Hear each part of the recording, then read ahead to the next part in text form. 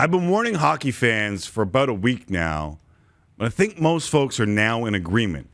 We have the 4 playoff teams in the Scotiabank North, right? Like, we're there.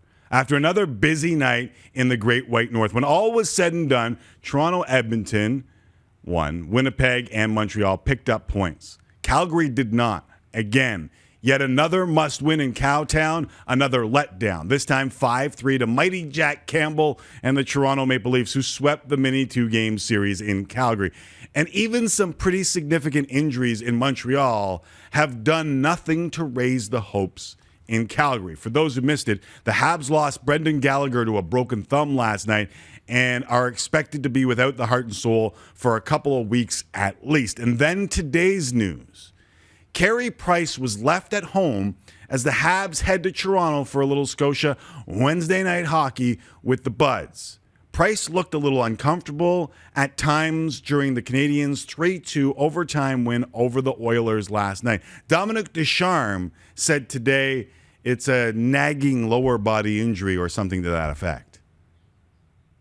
It's something that has been carrying on for a little bit of time, and we just want to make sure he can take care of it and come back and being 100%.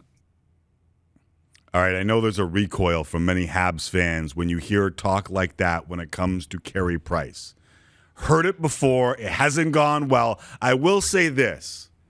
Losing Price and Gallagher on the same day a couple years ago would have been absolutely decimating to the Canadiens. But Marc Bergevin has gathered enough depth that Jake Allen and company should be able to hold this down, especially with Calgary and Vancouver 8 points back. Montreal has 2 games in hand on the Canucks. And listen, coming back from COVID will not be easy for the Canucks. We have seen that around the sports world enough to understand it.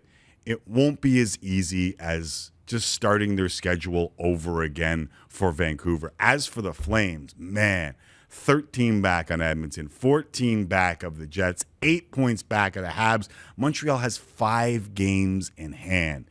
This thing might be over in Calgary in more ways than one. The season and the core as we know it. I don't know if it happens at this deadline or in the offseason, but it feels like I would have even money on Johnny Gaudreau being in Philly or Calgary or anywhere else to start next season.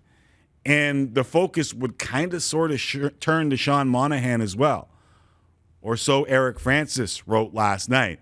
Gaudreau and Monahan have combined for 4 goals since the Jolly Rancher arrived in Calgary. Something's got to change. You just have to wonder if it's now or later.